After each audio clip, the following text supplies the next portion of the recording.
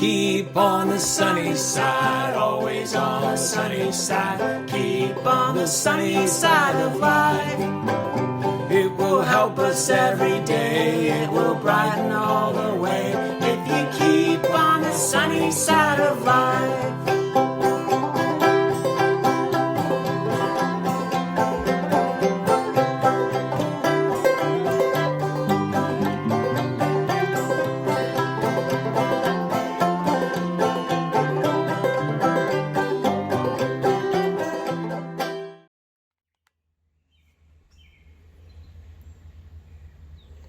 Hi, my name is Joe Martin. I'm the pastor at First Baptist Church in Toledo. I want to thank you for just taking a few minutes to listen to or to watch this midweek video. I want to talk to you about something that's really emotional for me, but important. I want to talk to you about uncanceled culture. People who truly follow Jesus are commanded to form what I always tell most of you, and have for many years, to form the unexplainable community. A community that there's no explanation but Jesus. Paul talked about it like this. And he's speaking about how you came to know the Lord, all of you who truly are followers of Jesus, who have trusted in him, and have put on a new self in Colossians 3:10, who is being renewed to a true knowledge according to the image of the one who created him. In a renewal where there is no distinction between Greek or Jew, circumcised or the uncircumcised, barbarian, Scythian, slave, free man, but Christ is all and in all. This is the most amazing statement, and it created all kinds of struggles, problems, and tensions among those early Christians. I mean, no distinction between Greek and Jew. I mean, there were two great influences in that day. There was the empire that was heavily influenced by the Hellenistic movement, Greek influence. There was Rome, and then there was the temple, the Jew. He says the circumcised, the uncircumcised. This is the idea of being under the law, that you are going to keep all those Old Testament. That's going to be your identity. You're going to be a Jew or a non-Jew, barbarian, Scythian. These were people that were totally different cultures, totally different influence. And then slave and free man. What he was saying was so amazingly radical that there's no difference, there's no distinction, that you can't make those kind of distinctions. Now, in the world we live in, those are distinctions all the time. That's just it's a common knowledge. It's an accepted fact. But among you, you're not to be that way. There's no distinction. There's no class distinction. There's no ownership, non-ownership distinction. But Christ is all and in all. That's what makes us, puts us together. Now, we could say other things, of course, in the recent time period, different political parties, you could say there's no difference between Democrat or Republican, though you might take issue, or liberals and conservatives, or Americans and maybe Chinese, or Koreans, or Mexicans, or Canadians. There's no difference. There's no distinction. If you are a Christian, everything changes. You have to deal with people differently, even though you may not understand how they come up with their different ideas. And here's why. So as those who have been chosen of God, holy and beloved, that's you, because you've been renewed, put on a heart of compassion and kindness and humility and gentleness and patience, bearing with one another and forgiving each other. Whoever has a complaint against anyone, just as the Lord has forgiven you, so also should you. Man, that is a lot. Think about what was involved in Jesus forgiving. The cross. And then, beyond all these things, here you go, put on love, which is the perfect bond of unity. Let the peace of Christ rule your hearts, to which indeed you were called in one body, and be thankful. It's an amazing thing. It gripped me from the very first moment that I really came to know Jesus, this unexplainable community, this idea that all these different kinds of people could be together and to be no explanation for them loving each other except for Jesus. See, Jesus puts you, like he did those people, with those you have no natural friendship with. Jesus puts you with those you have natural enmity, not affinity. Nowadays churches are always trying to they've got to be all young college kids and older people and this group and that group. That would not cut it with Paul. He didn't go by affinity. He even put people together that would normally be very alienated from each other. People that would be natural enemies, not even frenemies. And why? So a supernatural demonstration can happen.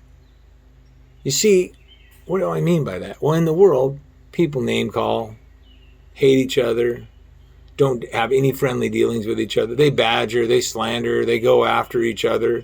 Anybody who disagrees with them, they claim that they're one name or the other. You can fill in the blanks. You hear it, whatever your news feed is. That's just the world. People are always at each other's throats. They're always exaggerating or making stuff up or going after their family. They don't like their position, so they go after their family or their kids or whatever. It doesn't matter. Both sides of the political aisle.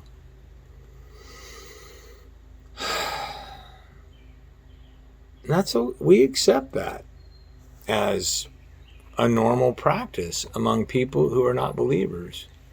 But Jesus does something different. He expects something different. You see, if you don't believe in Jesus, if you aren't a follower of Jesus, do all that stuff. You can do it all you want. That's the way people that don't know Jesus act.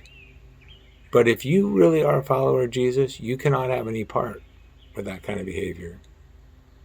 You can't. As a matter of fact, you shouldn't even let it feed into your mind, your brain. You shouldn't even watch that stuff. You cannot have, the Bible says, have no part with the unfruitful works of darkness.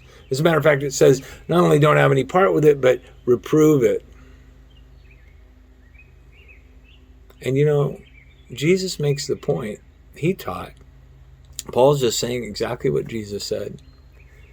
He says, your witness as a true follower depends on you doing the exact opposite of what is acceptable in the world. And by the way, there's all kinds of people, preachers, politicians, that are trying to use the church, use religious groups, manipulate you, and get you to always turn it into an extreme they or us, them or us. It's a binary. It's an either or scenario. But Paul says, no way. Look at that. Jew, Greek, slave, free. You see, you being known as a follower of Jesus depends on you doing this, obeying this command. You say, well, what command? Jesus said it. John 13:34, a new commandment I give to you, that you love one another, even as I have loved you, that you also love one another. By this, all men will know you are my disciples, if you have love for one another. By this, what? You not being like the world, but you loving one another as he loved. Loving, how did Jesus love you? Well, he loved you when you were wrong about a lot of stuff, didn't he? While you were yet sinners, Christ died for you. He loved you while you were blinded to a lot of things.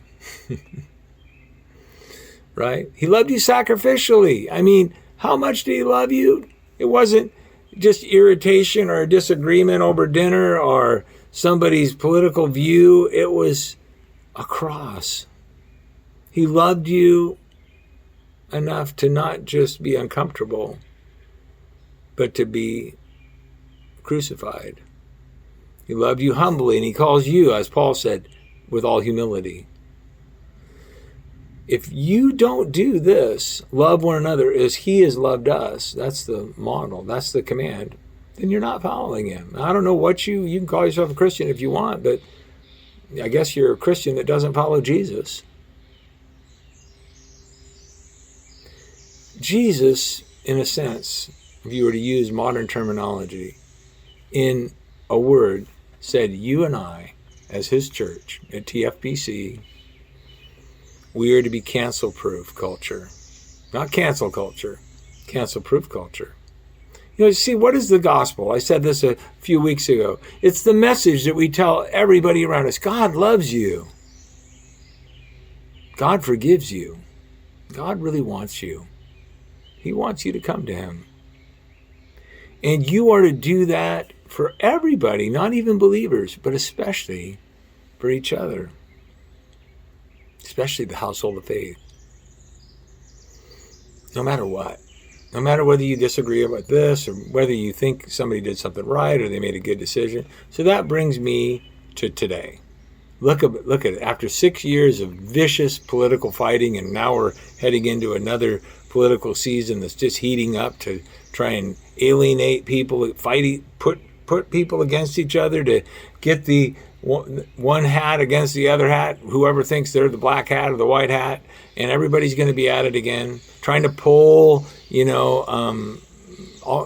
feel a lot of pressure. People are always trying to pull me into their camp. I'm not going to do that. I do like what Tony Evans said. Jesus didn't come to take sides. He came to take over. So there's been 6 years of vicious political fighting, and then over 2.5 years of pandemic fighting. And this has been played out in churches across the country. I mean, churches overall in the U.S. are down by half. And a lot of it's not from the pandemic, it's just from the conflict.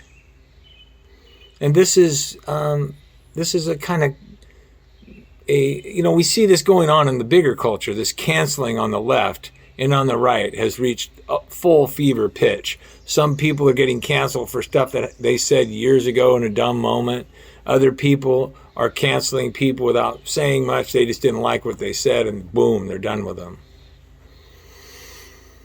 When the pandemic happened that Wednesday night, we were meeting with our doctors and with our staff.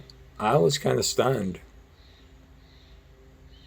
And we decided we were not going to wait on, anybody to tell us, order us to do anything. We were going to try and make loving people our priority, doing what is in the best interest for everybody. So we determined to listen to our church doctors who are, them, they're great people.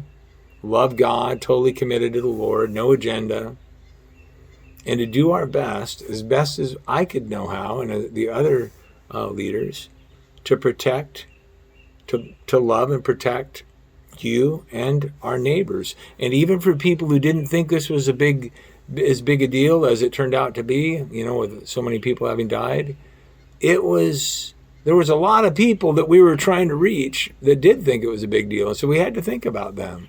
We were trying to please people. We were trying to love people. And so it was hard. I had to learn how to do messages like this online. You can say, well, you still haven't figured it out quite yet. You're right. Probably true. Pretty amateurish. And we met outdoors for over a year. We were online only for a while. Then when it got safe enough, indoor with masks, that created, people were unhappy about that. Then when it got better, no masks. And then it was really a last straw for a lot of people when it had to go back to masks because of the Delta outbreak. And actually we saw more people, we lost more people than our circle through Delta. But you know what it was all about? It was all for love's sake. Not just for our church, but for those like I said, my neighbors, my friends that I live around. We never made any decision because of the government. We never got any government pressure at all. The government in our state never said churches have to do one thing or the other. We didn't get government pressure. We just got God pressure to try and watch out for people. As I told you, you might have disagreed with that. And I respect your right to disagree. But that doesn't mean you don't have to love me and me love you. People I had, but you know what happened? People I had known and loved and done ministry with left. Some didn't say anything. A few, and I made a point to get a hold of them and talk to them. People who had made a commitment with this church at TFBC, and that church commitment to be faithful, and they said it in front of everybody, to be faithful and usable and teachable and accountable and available, just canceled me and canceled their church. Some without saying much. Others, when I talked to them, when I could get a hold of them, when I could get them to talk to me and ask them why. And don't assume I didn't talk to them. There's a lot of people that are like, oh, they never really talked to me. Well, we talked. And here's what it came down to. They would say, oh, the church did all this, and we had all this great time, and it was a good run or whatever like that. But what it came down to is this: they did not believe me when I said, both myself and the other pastors, the reason we're doing this has nothing to do with politics. Has nothing to do with, the government. It is because we talk to our doctors, and it's being done for love's sake as an active witness to our neighbors. We're doing this to protect each other, because by this all men will know you're my disciples, but also to love our neighbors as ourselves. They could not name, and I would ask, they would say, well, I think that you're wrong about this and you're buying into this. I'd say, name what is one thing that I said or that I was teaching that wasn't from the Bible. And they would agree, no, well, it wasn't you. It was, this, that, or the other thing. Not one person said it was because they needed to gather in person inside to obey Jesus. Not anybody said that. In the end, it became clear that this had less to do with the pandemic and more to do with not being on one political side or the other. And by the way, I'm not on either political side. And I have my own ideas, but that's not what we're about. Every conversation ended up being about politics. Arguments about this, that, and the other thing, about government policies. I didn't really have much to say about it. Except for just to say, hey, talk to your doctor or talk to this person. I want you to be safe. And by the way, I want to say once again that the reason that motivated us was love. It had nothing to do with our decisions, all these other matters. I want to tell you really honestly, just tell you right, my heart was really broken. Totally broken. And really, really, really hard. And for a couple of reasons, my heart was really broken. One, first thing had to do with a sense of my own loss. Like I had not taught clearly enough the difference between cultural religion and loving and following Jesus, what real discipleship was. And that's a legitimate criticism. We didn't put enough emphasis on discipleship in helping people learn what it really means on a deep level to love like Jesus loves. We got busy with other stuff, and all ministries and kids and multiple services and counseling and wheels within wheels. And I was responsible. I had not taught clearly enough the difference between cultural religion, the Sunday religion, and loving and following Jesus in the hard things. Second thing, the biggest, is my heart was broke about, is I see that looking back on the pandemic, it was the biggest missed opportunity by so many to be the uncancelable, unexplainable community, to stick together even when we had differences and when things were hard. Jesus said we would prove our loyalty to him by showing love for one another and for our neighbors. By this, all men will know you are my disciples. That broke my heart, that opportunity was lost. Not just with people around us, but people that know us and with kids that grew up in the church. Really broke my heart. That's why Colossians 3:12 says, so that those who have been chosen of God, holy and beloved, put on a heart of compassion, kindness, humility, gentleness, and patience. bearing with one another, forgiving each other, whoever has a complaint against anyone, just as the Lord forgave you, so also should you. This really, beyond all these things, put on love, which is the perfect bond of unity. And let the peace of Christ rule in your hearts, which indeed you were called in one body, and be thankful. You know what? I came to realize the devil loved all this. The enemy of the church and our witness is not the evil world. It isn't, the drug dealers and the evil politicians. That's not the enemy of the church, the really most dangerous enemy. The enemy is disunity and division, because it is in being one body, putting on the love, which is a perfect bond of unity, being one body. That's how people know we're really Jesus followers. The great news, though, is this. So I tell you, that's my heart. And I'm not going to, keep going back to this all the time, but we're kind of on the other side of this. We're heading into summer. We're getting camps going and, kids camp and man camp and Bible school. And the great news at TFBC in Toledo is most of you did refuse to cancel, most of you did refuse to cancel or give up on your church. That's the great thing. And I see more and more of you, and I see you coming. You're so glad to be back, and I'm so glad to see you. So many of you would get a hold of me and say, thank you so much for doing this. Thank you for being, so many people would contact us and say, thank you, we support you, we think this is right. And the great thing is not only did you not give up on your church during the pandemic, you did even more ministry than we were doing before. Food, thousands of boxes, phone calls, Zoom groups, kids events, stuff that was done outdoors, all kinds of stuff, setting up outdoor services. You guys did amazing stuff, not to mention all the online stuff. And giving, what can I say about giving? More giving than ever. Thank you so much. I've never felt more love from people and for people who went through this with us, who are faithful for love in hard times, faithful to love as Jesus loved, even though we were all confused. We didn't know. We'd never done this before in a hard time. The second and the other great thing is TFBC is moving with a clear vision to do our mission with more clarity and direction. We're here to save souls. We're in Lewis County to save souls, not the system. We're here to change hearts, not politics. That's not our job. Matthew 28:18, Jesus said, remember, this is long before this country existed. Jesus came to them and he spoke to them, saying, all authority, Matthew 28:18, has been given to me in heaven and in earth. Go therefore and make disciples. That means followers of Jesus. That's what we're doing. We're preaching the gospel, and you're to become a follower from all nations or all groups of people, baptizing them in the name of the Father and the Son and the Holy Spirit. And then we teach them to observe. You know what that means? To give people visual proof of our obedience. He says, teach them to observe all that I've commanded you. Well, let me ask you, you remember? What did Jesus commanded them? What was he talking about? Remember? John 13:34. A new commandment I give to you, that you love one another as I have loved you, that you also love one another.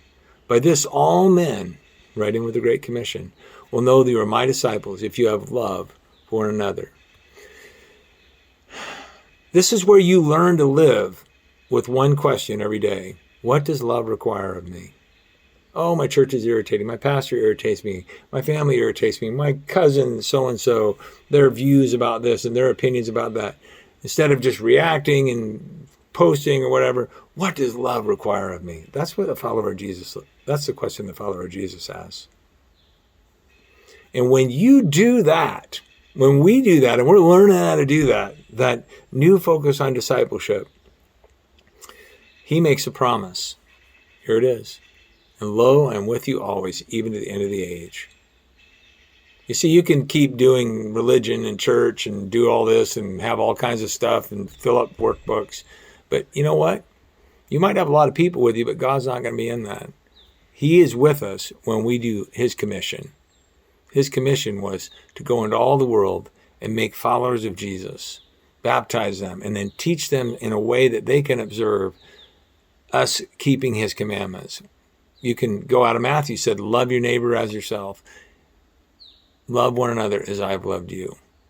And he'll be with us always, even to the end of the age. And here's the great thing I've been watching and listening to. He is with us. So what that means is you can invite, as I said last week and on Sunday, you can invite all your lost causes to to this week, this Sunday's Uncanceled Culture Sunday. We're not going to cancel people. And, maybe you're somewhere else. That's okay. I don't want anybody. I didn't want anybody to leave. But come back if you want to. We haven't canceled you. We're not going to cancel you. Let's see how God builds his unexplainable community in Lewis County, his way, around his plan, and around the one person, Jesus, and nothing else. No other motivators, no other agenda, not Jesus plus anything. This is going to be what we're doing from here on out, as long as I'm still able to preach the gospel. Thanks for watching. God bless. Please leave a comment or share this with somebody if you think, maybe somebody that one time went to TFBC and they felt they haven't been back. Well, share it with them. I want you to know my heart. Love you, and I'll see you soon.